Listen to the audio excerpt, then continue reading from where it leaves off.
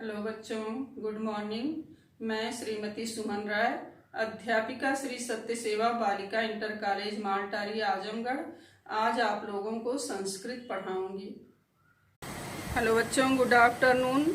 आज मैं आप लोगों को संधि प्रकरण पढ़ाऊंगी, जिसमें कि यह वीडियो जो मैं बना रही हूँ, पढ़ा रही हूँ, इसमें 9, 10, 11, 12 मतलब चारों कक्षाओं के बच्चे इसको पढ़ेंगे, क्योंकि संधि सब में एक ही है और नियम भी एक ही है, कोई बदलाव नहीं है। और चारों मतलब 9, 10, 11, 12 चारों क्लास में संधि का है भी आपके कोर्स में, व्याकरण में। तो आज हम लोग व्याकरण में संधि प्रकरण पढ़ेंगे। उस संधि प्रकरण में पहली संधि है दीर्घ संधि। आप लोग 6, 7, 8 में भी पढ़े हैं, 9, 10 के बच्चे 6, 7, 8 में पढ़े हैं, और 10 के बच्चे 9 में पढ़े हैं, 11 के बच्चे 9, 10, 6, 7, 8 सब में पढ़े हैं। तो मैं बहुत विस्तार में नहीं यह वीडियो बनाऊंगी। चलिए आपको पढ़ाती हूँ दीर्घ संधि। तो बच्चों, दीर्घ संधि के बारे में आप जानते भी हैं। दीर्घ संधि सूत्र है बच्चों, अकः सवर्णे दीर्घः, अकः सवर्णे दीर्घः। मैंने आपको बताया भी था, प्रत्याहार लिखवाया भी था, प्रत्याहार कहा था कि आप प्रत्याहार पर ही पूरा संस्कृत व्याकरण है। अगर आपको प्रत्याहार याद हो जाता है तो उससे आपको ये संधि पढ़ने में बड़ी आसानी होती है, सूत्र याद कर लेंगे अगर तो बच्चों देखते हैं, अकः सवर्णे दीर्घः। अकः यानी अक प्रत्याहार में आने वाले वर्णों के समान वर्ण आने पर दीर्घ संधि होती है।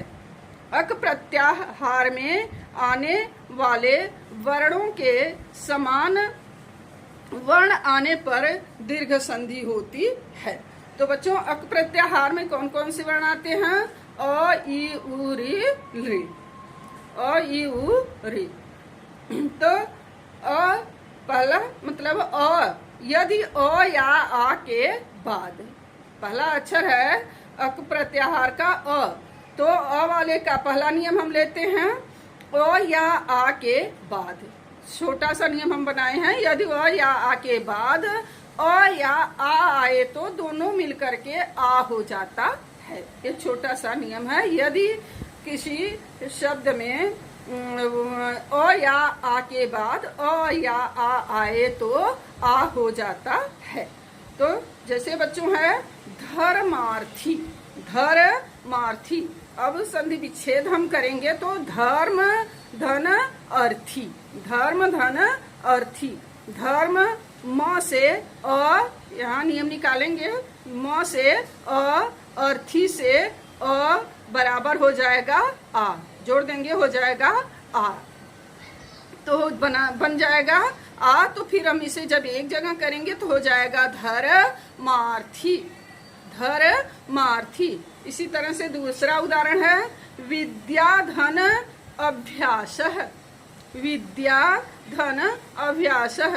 विद्या द्या से आ, अभ्यासः से अ बराबर हो गया आ, तो बन गया विद्याभ्यासः, विद्याभ्यासः। इसी तरह से परीक्षार्थी, परीक्षार्थी नहीं सॉरी। इसी तरह से हिमालय, हिमालय। हिम धन आलय, हिमालय हिम धन आलय, हिम धन आलय। हिम हिम धन आलय, आलय। अब देखिए इसे निकालेंगे आप, हिम से अ, धन आलय से आ, और जोड़ देंगे तो क्या हो जाएगा आ, आ, तो बन जाएगा हिमालय, हिमालय। ठीक है, ऐसे ही आपको करना है। ऐसे बहुत सारे उदाहरण हैं। तो विद्याधन अभ्यास, हिमधन आलय, हिमालय। ऐसे पुस्तक धन आलय, पुस्तकालय। पुस्तक क से अ, आलय से आ बराबर आ, तो बन जाएगा पुस्तकालय। अब फिर देखिए, अब प्रत्याहार का दूसरा वर्ण है ई, ई। तो अब देखिए ई, तो नियम है इसका छोटा सा कि ई या ई के बाद ई या ई आए तो ई हो जाता है, जिसे आप कहते हैं बड़ी ई। नहीं, आपकी मात्राएं दो है ना, छोटी ई बड़ी ई। तो ई या ई के बाद ई या ई आए तो ई हो जाता है। कहने का मतलब ई के बाद ई आए तब भी ई होगा, यानी ई बड़ी, और ई या ई आए तो भी बड़ी ई होगा। तो ई या ई के बाद ई या ई आए तो ई हो जाता है। जैसे उदाहरण देखिए, कवि धन इंद्र, कवि धन इंद्र। तो बच्चों यहाँ कवि में ई है और इंद्र में भी ई है, तो कवि से ई, धन इंद्र से ई बराबर हो गया ई, तो बन जाएगा कविंद्र। इसी तरह से दूसरा उदाहरण है नदी धन ईशः, नदी धन ईशः। अब देखिए नदी में बड़ी ई है, ईशः में बड़ी ई है, तो इसे भी आप जोड़ेंगे तो ई ही होगा, बड़ी ई ही होगा। तो नदी, नदी दी से ई, ईशः से ई बराबर ई, तो बन गया नदीशः। इसी तरह से कवि धन ईशः, कविशः, श्री धन ईशः, श्रीशः।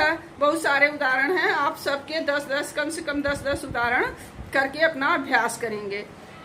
अब देखिए अक प्रत्याहार का तीसरा वर्ण है उ, तीसरा वर्ण है उ। तो इसकी बच्चों इसका नियम है कि यदि उ या उ के बाद, यदि उ या उ के बाद उ या उ आए तो उ हो जाता है। जैसे उदाहरण देखिए, भानुधन उदयः, भानुधन उदयः। तो बच्चों भानुधन उदयः, भानु नु से उ, उदयः से उ, भानु से उ, उदयः से धन उ बराबर हो गया उ, तो बन गया भानुदयः। फिर इसी तरह से देखिए चौथा वर्ण है प्रत्याहार का रि।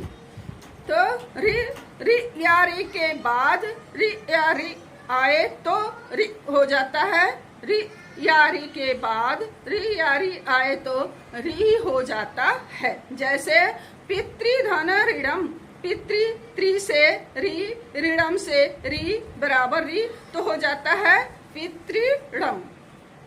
ऐसे और उदाहरण है, जैसे मातृधन, मातृधन ऋणम, फिर त्रि से रि, ऋणम से रि बराबर रि हो जाएगा, तो हो जाएगा मातृणम। ऐसे भ्रातृधन ऋणम, ऐसे मतलब बहुत सारे उदाहरण हैं। आइए आगे देखते हैं गुण संधि। गुण संधि, गुण संधि बच्चों सूत्र है आद गुणः, आद गुणः। तो इसमें बच्चों है इ उ रि लृ, इसके बाद यानी अ या आ के बाद, अ या आ के बाद ई या ई आए तो ए हो जाता है। अ या आ के बाद ई या ई आए तो ए हो जाता है। जैसे सुरधन इंद्र, सुर र से अ, इंद्र से ई बराबर ए, तो बन गया सुरेंद्र। फिर इसी तरह से हो जाएगा गणधन ईशः, गणधन ईशः, गण ड़ से अ, ईशः से ई बराबर हो जाएगा ए, तो हो जाएगा गणेशः। दूसरा नियम देखिए, अ या आ के बाद उ या उ आए तो ओ हो जाता है, वो गुण हो जाता है। बच्चों अ या आ के बाद ई या ई आए तो ए गुण होता है, अ या आ के बाद उ या उ आए तो ओ गुण होता है। जैसे चंद्रधन उदयः, चंद्र द से अ, उदयः से उ बराबर ओ, तो हो जाएगा चंद्रोदयः।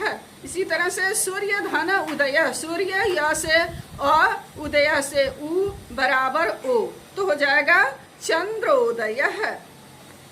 चलिए अगला नियम देखते हैं तीसरा। अ या आ के बाद रि या रि आए तो और हो जाता है। अ या आ के बाद रि या रि आए तो और हो जाता है। जैसे देव धन ऋषि है, देव धन ऋषि है, देव व से अ, ऋषि से रि बराबर अर, बराबर अर, तो बन जाता है, जोड़ देते हैं हम, बन जाता है देवर्षि है। फिर महाधन ऋषि है, महा से हा से आ, ऋषि से री बराबर अर, तो बन गया महर्षि है, बन गया महर्षि है। महाधन ऋषि है बराबर महर्षि है। और अगला नियम है, यदि अ या आ के बाद, यदि अ या आ के बाद री आए तो अल गुण हो जाता है। यदि अ या आ के बाद गुण संधि का चौथा नियम है, अ या आ के बाद री आए तो अल हो जाता है। जैसे तव धन ऋकार है, तव धन ऋकार है, तव व से अ, ली से ऋकार से री बराबर अल, तो बन जाता है तवल कार है।